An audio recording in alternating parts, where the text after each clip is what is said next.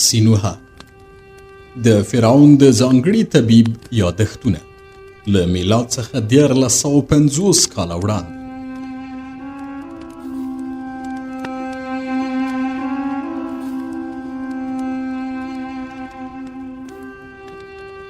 څوارلسم څپرکی د بابل له پاچا سره کتنه.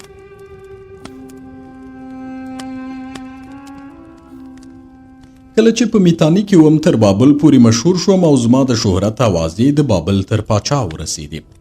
له دې وروسته چې ما په بابل کې په میلمستون کې واړول او د مردوک برج له ډاکټرانو او متخصصینو سره مې خبرې وکړې، یوه ورځ د بابل د پاچا له لوري یو کس ما ته راغی او وی ویل پاچا احضار کړی. کله چې زما مریی کاپتا واورېدل چې د بابل پاچا غوښتی یم وډار شو او وی ویل مځه، ځکه چې سلطان ته تګ ډیر خطرناک دی. ومې پوښتل د څه لپاره؟ کاپتا وویل دغه پاچا فرعون نه دی او موږ یې نه پیژنو. موږ نه پوهیږو چې دغه خدای څه ډول فکر کوي او هغه ته څه شی تلقین کوي. ممکنه ده له دې وروسته چې تا وویني ستا د وژلو حکم وکړي. ومې ویل کاپتا، زه یو ډاکټر یم، داسې کار مې نه دی کړی چې باید پرې ووژل شم او د بابل پاچا به مې ولې وژني؟ کاپتا وویل که غواړې هغه ته ورشې ما هم له ځان سره بوزه، ځکه که ووژل شي زه به هم در سره ووژل شم، ځکه چې ستا له وژنې وروسته زما په شان یو بوډا مریی هم ژوندی نشي پاتې کېدی. بله دا چې که غواړې پاچا ته ورشې ووایې چې تا ته یو روان تخت راوړي، ځکه چې په درناوي د پاچا دربار ته ولاړ شي، ځکه د مصر یو تکړه ډاکټر چې په دارالحیات کې زده کړې کړې وي یو ستر سړی وي او د دې وړتیا لري چې په درناوي سره یې هرکلی وشي. او درېیمه خبره دا ده چې نن پاچا ته مه ورځه. پوښتنه مې وکړه د څه لپاره نن ورنشم؟ کاپتا وویل ځکه چې د بابل ټول تجارت خانو د کانونو او کارګرو نن رخصتي کړې ده، د دې لپاره چې هغوی ستورپیژاندي وایي نن کار کول او له کوره د باندې تلل بدمرغي لري. علت یې دا دی چې نن د اونۍ 9مه ورځ ده. ما په حیرانۍ وپوښتل اونۍ څه شی دی؟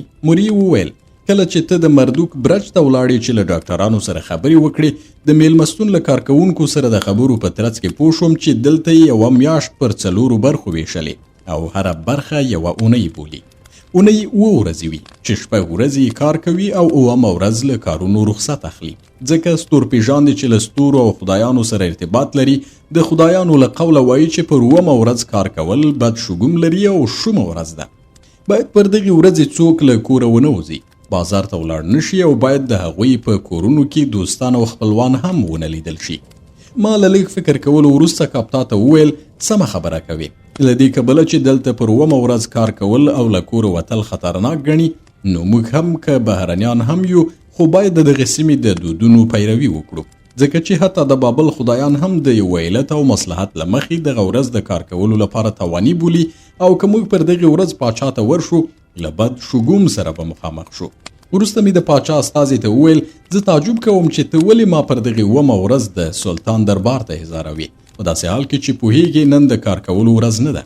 ولاړ شه او زما له خولې پاچا ته ووایه چې سبا به هغه ته ورشم، په دې شرط چې ما ته یو روان تخت راولېږي چې زه پرې سپور شم، ځکه چې زه کوچنی سړی نه یم او غوره به دا وي چې په ډیر درناوي زما هرکلی وشي.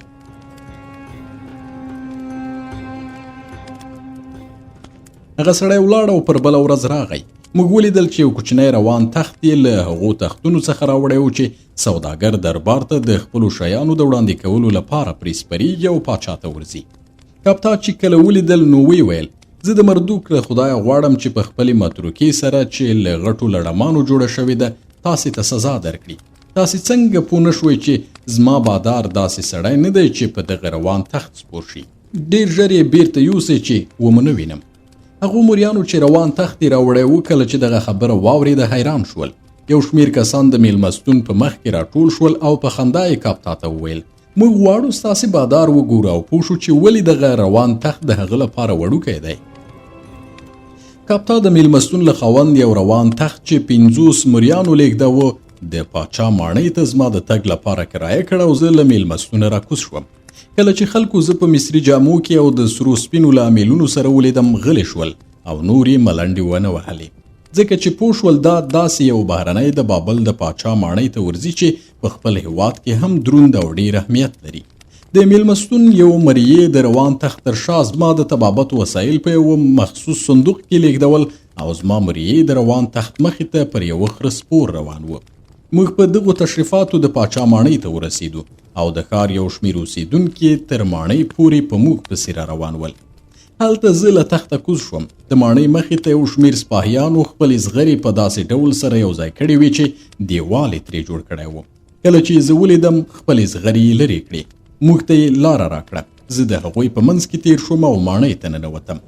یو بوډا چې خریل شوي ږیرې او ګونځې څیرې د پوهې او علم شاهدي ویله ما ته رانږدې شو او ویې ویل زه له هغې غوغا څخه خبر شوی یم چې تا په ښار کې جوړه کړې ده. د 4 فصلونو خاوند یعنی د بابل پاچا پوښتنه کوي دغه سړی څوک دی چې کله یې خپل زړه وي زموږ لیدو ته راځي او کله چې زه احضاروم له راتلو ډډه کوي. ما د هغه په ځواب کې وویل ای بوډا ته څوک یې چې له ما سره دغه ډول خبرې کوي؟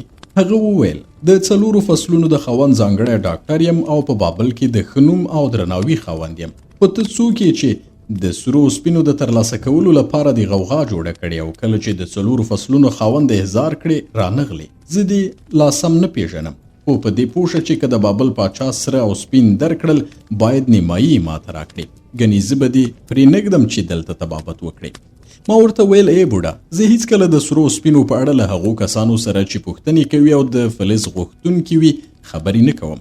دغه کار زما مریې پر غاړه اخلي. خو له دې کبله چې ته یو ډاکټر یې او بوډا هم یې نو زه د دوستي تر دښمنۍ غوره بولم او غواړم چې له تا سره دوستي وکړم. خو د دې لپاره چې پوه شې زه د سرو سپینو د ټولولو لپاره بابل ته نه یم راغلی بلکې د علم د زده کولو نیت لرم نو خپل دواړه بازوبندونه چې د سرو زرو دي تا ته بکم. له دې خبرې وروسته مې خپل دواړه بازوبندونه له مټو خلاص کړل او هغه ته مې ورکړل. هغه دومره خوشحاله او حیران شو چې نور یې څه ونه ویل او موافقه یې وکړه چې زما مریې کاپتا هم له ما سره پاچا ته ولاړ شي.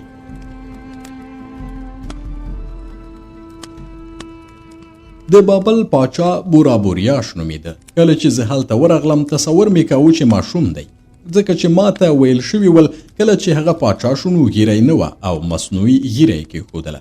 ما چې پاچا ولید نو اوس هغه ځوان شوی و. وروسته داسې راته معلومه شوه چې هغه چا چې د هغه په هکله ما ته مخکې معلومات راکړي ول پاچا یې پخوا لیدلی و. په عامو خلکو کې دغه خبرې ډېرې وي چې د عمر تېرېدل هیروي او دا نه په زړه کوي چې هر ماشوم لویږي او د ځوانۍ پړاو ته رسیږي.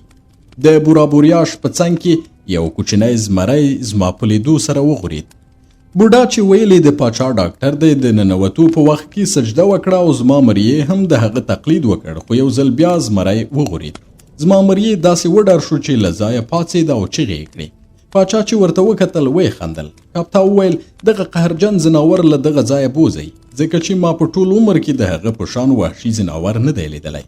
د دغه ځناور غږ د تبس د جنگي عسکرو د هغو ګاډیو د غږ په شان دی چې مازیګر خپلو چوڼیو ته ځي. کاپتا دغه جملې په بابلي ژبه بیان کړې او پاچا داسې خندل چې له سترګو یې اوښکې روانې وې.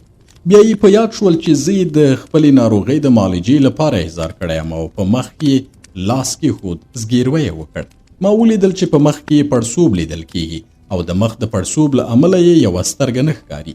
بوډا چې له ما څخه یې 2 بازوبندونه اخیستي ول وویل دا همغه په ځان مین مصری ډاکټر دی چې تا پرون احضار کړی و. دی رانغی او وی ویل چې نن راځي. نو ښه به دا وي چې خپلو عسکرو ته ووایي چې همدا اوس یې په خپلو نیزو خېټه سوری کړي. پاچا وویل زه به یې اوس ونه وژنم ځکه د دې لپاره مې احضار کړی چې زما درد له منځه یوسي. دا څو شپې وشوې چې خوب مې نه دی کړی. دا څو ورځې کېږي چې له اوبلنو خوړو پرته مې بل هیڅ شی نه دی خوړلی. بوډا لکه چې څوک ژاړي وویل ای د 4 فصلونو مالکه موږ په دې څو ورځو کې د مردوک په معبد کې ستا لپاره قربانۍ ورکړې او سرې جامې مو واغوستې ډولونه مو ووهل او نڅاوې مو وکړې چې ستا په خولې کې ځای شوی درد له هغه ځایه بهر کړو خو تا موږ ته اجازه را نه کړه چې ستا خولې ته لاس در وړو. که دغه اجازه دې راکړې وای ستا علاج مې کولی شو. زه تصور نه کوم چې دغه بېګانه سړی دې معالجه وکړی شي. پاچا ما ته وویل ته څوک یې او په دې پوهېږې چې زما د دغه درد وجه څه ده؟ ما وویل زه سینوها مصری ډاکټر یم. که څه هم چې لا مې ستا خوله نه ده لیدلې خو ویلی شم چې ستا درد له دې امله دی چې ستا د آسیاب یو غاښ چرګ کړی دی او دغه چرګ ستا د غاښ په ریښه کې پټ شوی. پړسوب یې رامنځته کړی او ستا د مخ پړسوب هم د غاښ د چرګ له امله دی. د دغه چرګ د رامنځته کېدو علت دا دی چې تا خپل غاښونه په خپل وخت نه دي پاک کړي او کله چې د غاښونو ریښه خرابه شوې هغه دې نه دی ایستلی. کله چې د غاښ ریښه خرابه او چینجنه شي باید غاښ وایستل شي. پاچا وویل زه هم پوهېدم چې کله د غاښ ریښه خرابه شي باید هغه وایستل شي، خو د غاښ د ایستلو درد دومره سخت وي چې د زغملو نه وي. ما وویل په مصر کې د غاښونو د ایستلو درد سخت نه وي، که ته وغواړې زه به د غاښ له درد پرته وباسم، خو نن دغه کار نشو کولی ځکه چې ستا غاښ پړسېدلی. لومړی باید پړسوب کم شي او د غاښ په ریښه کې موجود چرک وایستل شي چې بیا له څو ورځو وروسته باید غاښ وایستل شي. پاچا وویل ایا زما له غاښه دغه چرک ایستلی شي؟ ما وویل هو، زه اړ یم چې ستا د غاښ چرک وباسم چې ستا د غاښونو پړسېدلی ځای سوری کړم، او یا دا چې د طبس د ډاکټرانو له ډوله کار واخلم چې ډیر درد ونه زغمي. خو دا درته وایم چې د چرک د ایستلو لپاره د پړسېدلي ځای سوری کول به لږ درد ولري، ځکه خدایانو چې درد رامنځته کړی پاچاهان یې ترې نه دي خوندي کړي او هغوی هم باید د عامو کسانو په شان درد وزغمي. ما کاپتا ته وویل چې سمدستي اور بل او برابر کړي چې زه خپله چاړه پکې پاکه کړم.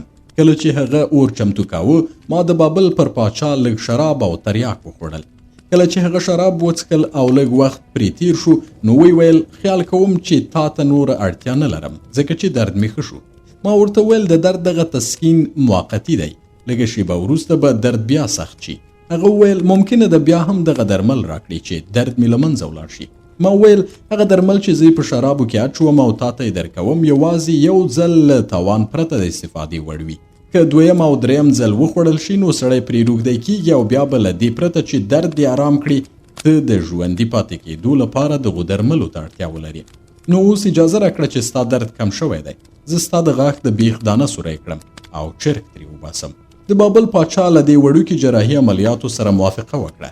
له دې وروسته ما خپله چاړه په اور کې پاکه کړه او بیرته مې سړه کړه. ورنږدې شوم، د هغه سر مې په غیږ کې ونیو، خوله مې پرانستله.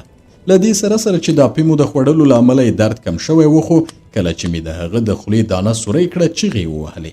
زمری یې پاڅېد، لکۍ یې وښوروله خو حمله یې ونه کړه.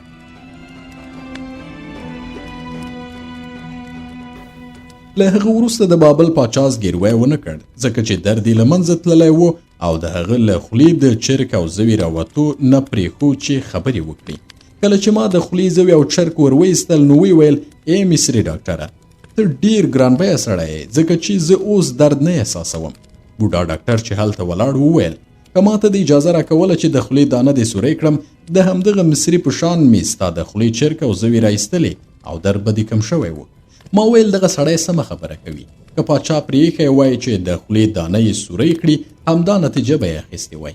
خو دغه بوډا جرأت نه درلود چې ټینګار وکړي ستا د خولې دانه سوری کړي ځکه ستا له قهره ویرېده. په داسې حال کې چې یو ډاکټر باید جرأت ولري او د ناروغ ان که پاچا هم وي له کاوړه ونه ډار شي. زه په طبس کې هیڅکله له ناروغانو نه ډارېږم. د بابل پاچا چې له درده په قرار شوی و وویل سینوهه که څه هم چې جرار سړی او په جرأت خبرې کوي خو د لیاقت له کبله ستا له دې سپین سترګۍ تېرېږم. دلته باید هیڅوک یو پاچا د زګیروي په حال کې ونه ګوري او ستا مریې زه د زګیروي په حال کې ولیدم خو زه له دې هم تېرېږم. د دې لپاره چې ستا مریې زه خندولی یم او زما ساعت یې راتېر کړی او بیا یې کاپتا ته وویل یو ځل بیا هم ټوپ کړه او ما وخندوه. کاپتا وویل زه دغه کار نه کوم د دې لپاره چې زما عمر پوخ شوی او زما له حیثیته او عزته سره نه ښایي. پاچا وویل زه به اوس داسې کار وکړم چې ته خپل د بوډاتوب حیثیت او وقار له لاسه ورکړې. پاچا خپل زمري ته اشاره وکړه. زمری پاڅېد او پاچا کاپتا خپل زمري ته وښود.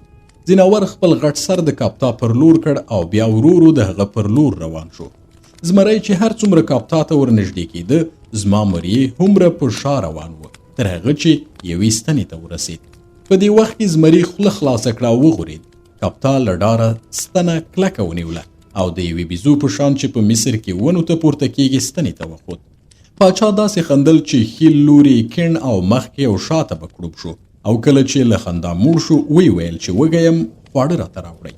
بوډا طبیب له دې چارې خوشحاله شو ځکه چې ډوډۍ ته د پاچا اشتها دا څرګندوله چې هغه روغ شوی او اشتها یې بیرته راګرځېدلې. له څو شېبو وروسته یې ډوډۍ ورته راوړه. کله چې پاچا ډوډۍ خوړل پیل کړل نو زما مریې ته یې نوره توجه ونه کړه.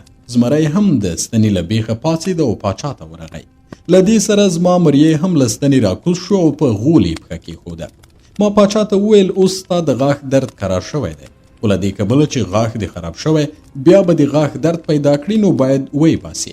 زه فکر کوم چې ته له خوږو سره علاقه لري او ستا غاښونه ډېرې شیرینۍ خراب کړي دي، ځکه چې دلته له خرما څخه شیریني جوړوي او د خرما شیره غاښونو ته زیان رسوي. په مصر کې شیریني له هغو خوږو څخه جوړوي چې یو ډول حشرې تولیدوي او دغه خواږه غاښونو ته تاوان نه رسوي. پاچا وویل حشرې خواږه جوړولی شي؟ ومې ویل هو، په مصر کې یو ډول حشره شته چې هغوی مچیو ته ورته دي، خو له مچیو وړې دي. دغه حشرې پر خرما کینی یو ډول خواږه ترې جوړوي چې غاښونو ته هم تاوان نه پېښوي او د بدن له مضبوطیا او کلکوالي سره مرسته کوي.